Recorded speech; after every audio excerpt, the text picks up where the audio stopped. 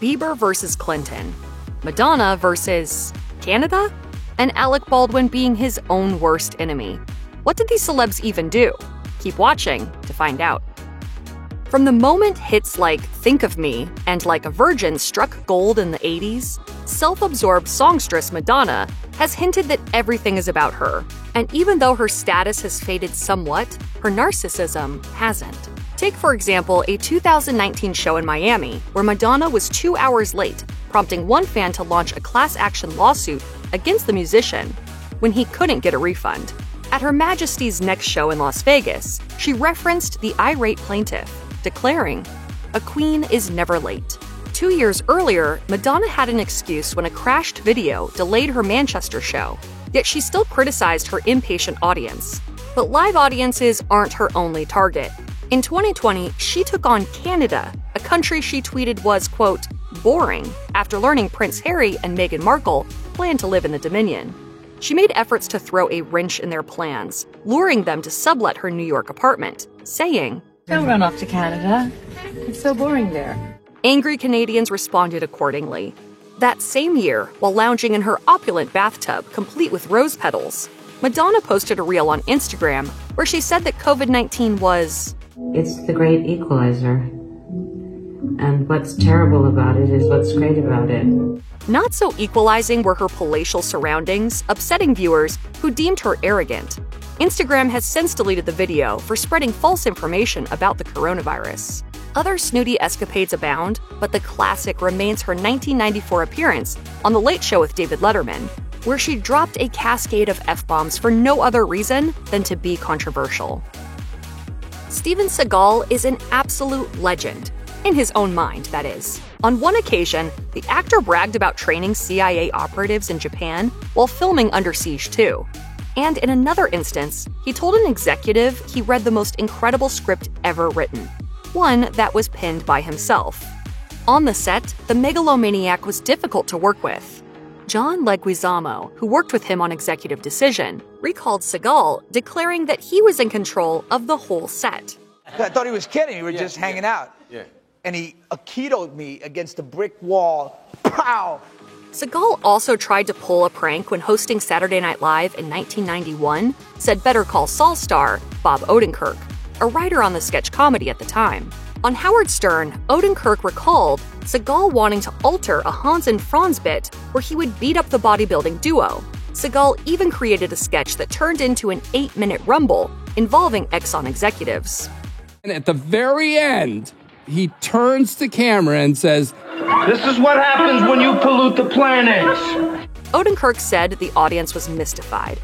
Not surprisingly, Seagal is also close friends with another brutish egomaniac named Vladimir Putin, and has been a Russian citizen since 2016. Fortunately, that means he's no longer America's problem. One of Alec Baldwin's most defining moments was his portrayal of a brash, arrogant, and foul-mouthed motivational salesman in the 1992 movie Glengarry Glen Ross. Because the good news is you're fired. However, that might not have been much of a stretch for the actor, as it seems he possesses those same traits. Take that moment in 2011 at LAX when he was punted from an American Airlines flight for refusing to stop playing a game on his cell phone when passengers needed to turn off their electronic devices. A passenger told the New York Post, "He was just crazy. He just flipped out. The guy has problems." 3 years later, Baldwin was a raging handful for cops who called him, quote, arrogant and loud, after ticketing him for driving in the wrong direction of a one-way street. And in 2018, he pleaded guilty for second-degree harassment after fighting with a Saab driver over a parking spot he wanted for his Escalade. All of his previous actions seemingly culminated when Baldwin reportedly accidentally killed a cinematographer in 2021 with a prop gun on the set of the movie Rust. Although not charged with a homicide when the gun turned out to have fired a real bullet, one arms expert claimed Baldwin ignored safety protocols. Furthermore, critics interviewed by Fox News claimed a televised interview designed to tell Baldwin's side of the story was an attempt to absolve himself of responsibility. Alec Baldwin is not the victim, and he clearly didn't do that interview to make Helena Hutchins' family feel better. It helps to be arrogant in the notoriously Darwinian rap industry. and Nicki Minaj has that turf covered nicely. Her most pivotal target was 90s hip-hop queen Lil' Kim, whose poses Minaj appropriated onto her own promo pictures for her 2007 mixtape, Playtime Is Over, kicking off a lengthy feud that ended when Lil' Kim threw in the towel in 2018. Minaj has also thrown ample shade at Cardi B in a lengthy on-off series of altercations that culminated at a party held in 2018 during New York Fashion Week. And as a judge on American Idol, she squared off against fellow panelist Mariah Carey, no stranger to vanity herself. But if there's a weakness to Minaj, it's her uncontrollable tendency to fly off the handle after an award snub. In 2015, she bickered about losing an MTV VMA award, tweeting that she would have won if she were a different type of artist. Unfortunately, the tweet caught the attention of Taylor Swift, who thought the shot was meant for her, launching another Minaj ruckus. When she lost a Best New Artist Grammy in 2012, Minaj went ballistic on the award show, tweeting in part, "They gave it to the white man, Bon Iver." Little did she know, Bon Iver is actually a band. It's hard to tell whether Justin Bieber's arrogance stemmed from achieving top pop status so early in life, or whether he believes his privileged position atop the entertainment heap makes him immune to all the drama that comes with stardom. Either way, his shenanigans don't exactly make for good press. But Bieber urinating in a janitor's bucket while inexplicably cursing President Bill Clinton's name in 2013 was somewhat unnerving, if not mildly amusing. And getting nailed for his graffiti on the wall of a historic hotel in Rio de Janeiro demonstrated how willing he was to push boundaries. On the other hand, at Anne Frank's historic hideaway in Amsterdam, which he visited in 2014, Bieber was quickly forgiven for scrawling in the guestbook, quote, "Hopefully, she would have been a belieber," the teen idol's colloquialism for his fan base. But hefty fines for vandalizing a neighbor's house and a DUI in Florida showed that karma has a way of leveling the playing field, which was why a statement he put out in 2015 was so refreshing, saying, "I didn't want to come off arrogant or conceited or basically how I've been acting in the past year and a half. I'm not who I was pretending to be." He's kept his word so far, and matrimony to Hailey Baldwin seems to have helped. As a musician who's received more than 1 million gold and platinum song certifications and the owner of a lucrative fashion operation, it's obvious Rihanna puts a lot of work into her products, which makes it an even bigger shame that she doesn't exert that effort into being more civil with her fans. One example of that disregard took place in 2016 at a UK festival, when she angered fans by starting her show an hour late and allegedly lip-synced part of her set. While the fake vocalizing can't officially be confirmed, her tardiness was most likely attributable to her being pampered extensively in her dressing room. This was made even more opulent thanks to a tour writer that demanded 6 archipelago black candles, dark blue or black icy chiffon drapes, a large plush animal throw rug, a humidifier, and 4 square vases of white tulips. And for fans who get too close, beware of her golden microphone, which she uses to swat them away. Rihanna's also been known to show contempt for fans who feel inspired by her designs and share their wares online. One such admirer, displaying work influenced by Rihanna's Fenty line, received a frowny face critique from the singer. Director Quentin Tarantino thinks that he, quote, "can do film criticism as good as anybody." Probably not Pauline Kael and maybe short of Andrew Sarris, but after that. And the reviews are in. Quentin Tarantino simply loves a good old-fashioned Quentin Tarantino movie. I know how good it is. During a 2009 interview with Charlie Rose, Tarantino watched several key scenes from his own filmography and admitted, "I was kind of getting off on my own work there." Later, he goes on to call Reservoir Dogs kind of a perfect movie. However, that's not to say Tarantino's arrogance can't be hugely entertaining. In 2013, an interviewer asked Tarantino whether movie violence could ever inspire real-life violence, and the hot-headed director really wasn't having it. Don't ask me a question like that. I'm not biting. I refuse your question. Why? Because I refuse your question. I'm not your slave and you're not my master. Yikes. In the end, the whole interview is about as brutal as that notorious ear-cutting scene in Reservoir Dogs. Here's an example of Jennifer Lopez's acting chops, courtesy of the 1997 thriller Anaconda.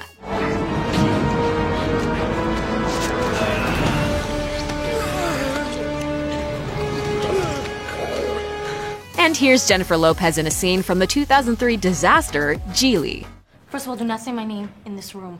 All right? Second of all, you're out of line. This is a professional situation, and you have no right to intrude here. Not exactly Oscar-worthy performances, are they?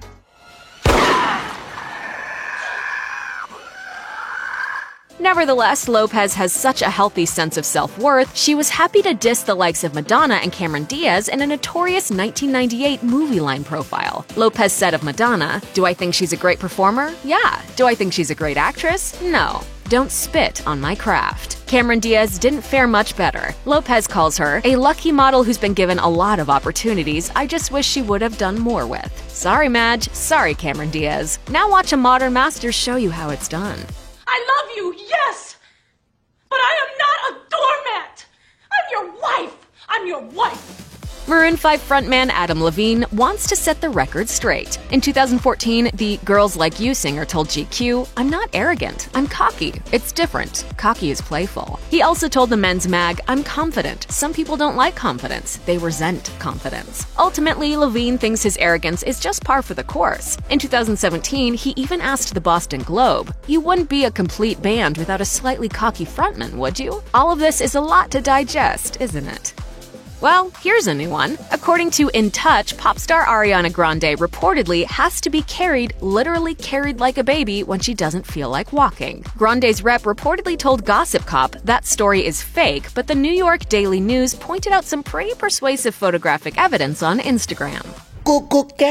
Meanwhile, Grande once reportedly licked the goods at a donut shop without paying, and she did it while declaring, "I hate America." No wonder Alexander De Leon of rock band The Cab called her the most stuck-up, disrespectful person I've ever met in this industry. That would explain why Grande's life coach allegedly quit because of her attitude.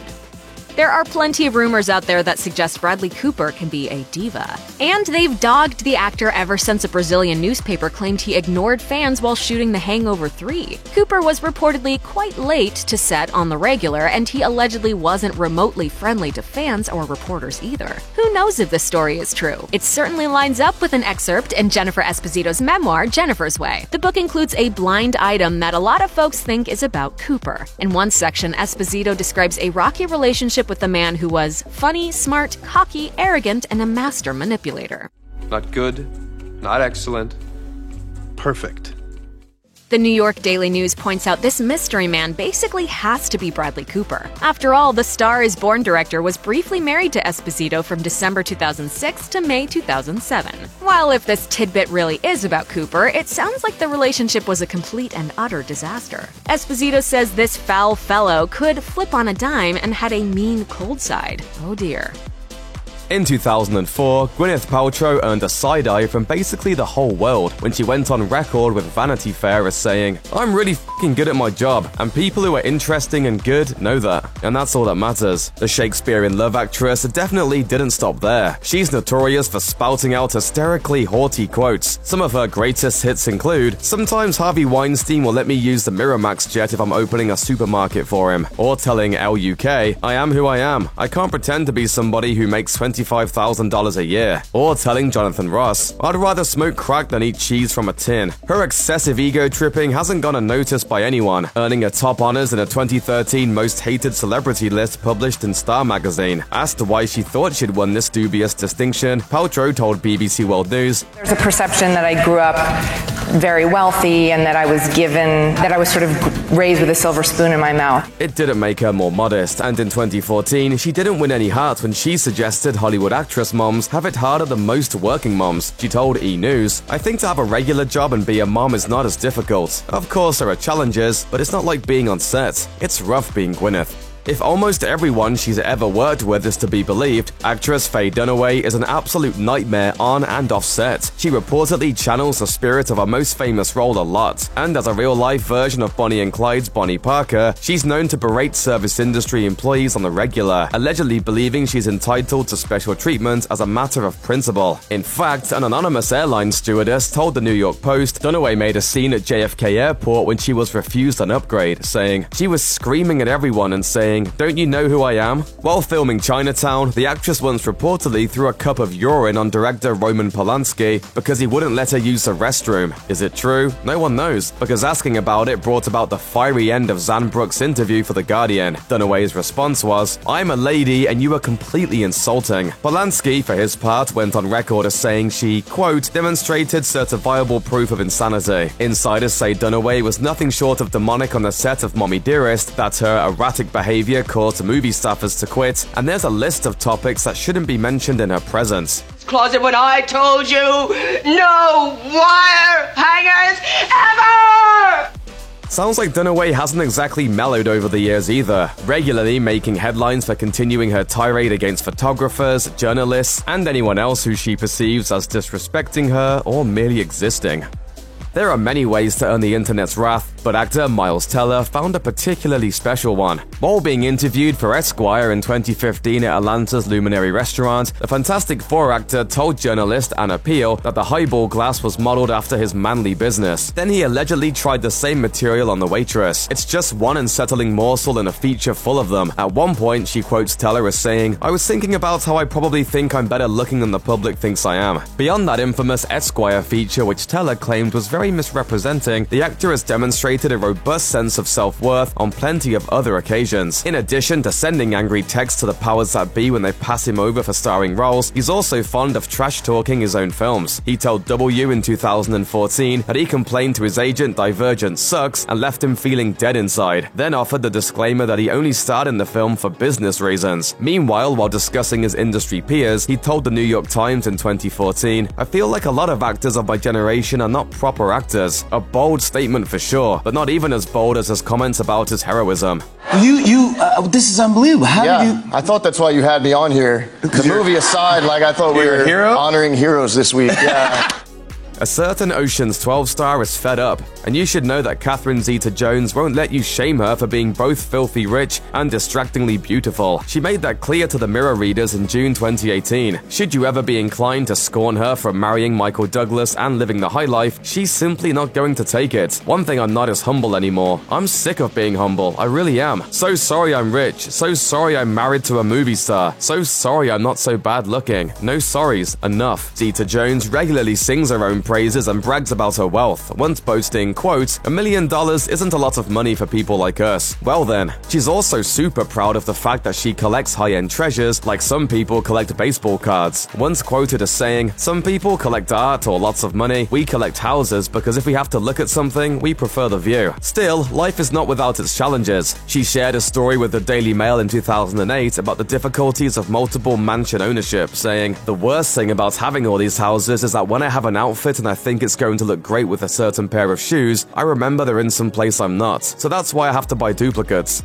If you ever bump into director James Cameron at an airport, you may want to duck. In 2009, he was caught telling a fan to shove off, but those who know him say he's an equal opportunity hater, with scorn that isn't reserved just for the fans. Actor Josh Brolin claims a hot-headed director lashed out at him when he turned down a role in Avatar, telling Esquire, "James Cameron's f***ing calling me this name and that name, whatever." After selling scripts for Aliens, Rambo, and Terminator within a matter of months, Cameron allegedly proclaimed he was extraordinarily proud he hadn't paid for his own lunch in weeks. And in case you're wondering, he's also been quoted as saying he didn't even bother reading scripts that he didn't write himself. His ego was still a thing of wonderment in 2010. After snagging a Best Drama Golden Globe for Avatar, he told a room full of Hollywood bigwigs to applaud themselves for having the best job in the world. And finally, let's meditate on that notorious press junket interview for Avatar's DVD release, when Cameron suggested he wanted to save us all from ourselves, saying, "At this point, I'm less interested in making money for the movie and more interested in saving the world that my children are going to inhabit."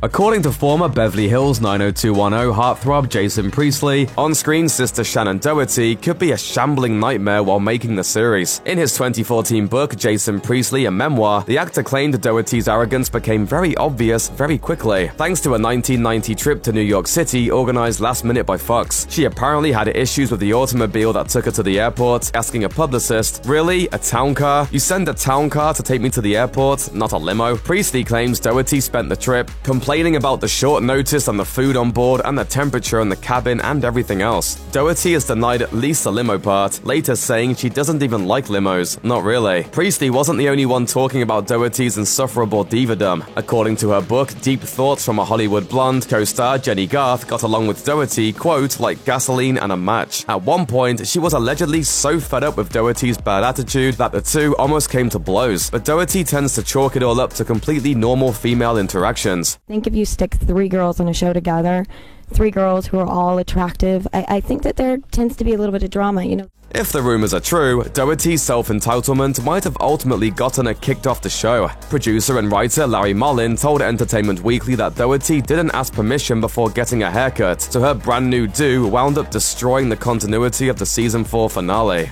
If actress Katherine Heigl can brag about anything, it's a knack for drumming up boatloads of bad press. A casual Google stalk draws up pages of articles dedicated solely to expressing hatred for the actress, who's often accused of creating difficulties for her co-workers. After working with the actress on Grey's Anatomy, Shonda Rhimes now uses Heigl as shorthand for troublesome talent, telling The Hollywood Reporter, "There are no Heigls in this situation. I don't put up with bullshit or nasty people. I don't have time for it." Heigl's bad reputation stems largely from her decision to decline a second Emmy nomination for Grey's Anatomy in 2008. As she said in a public statement, "I did not feel I was given the material this season to warrant an Emmy nomination, and in an effort to maintain the integrity of the Academy organization, I withdrew my name from contention." Page 6 reports Heigl will occasionally disparage her own films, saying of Knocked Up, quote, "It was hard for me to love the movie." Her comments were so hurtful, they prompted an official response from co-star Seth Rogen, who said he didn't hold anything against her in spite of feeling betrayed by her words. In 2010, she acknowledged that she may have something of an image problem, but she wasn't about to apologize for it, telling Meredith Vieira,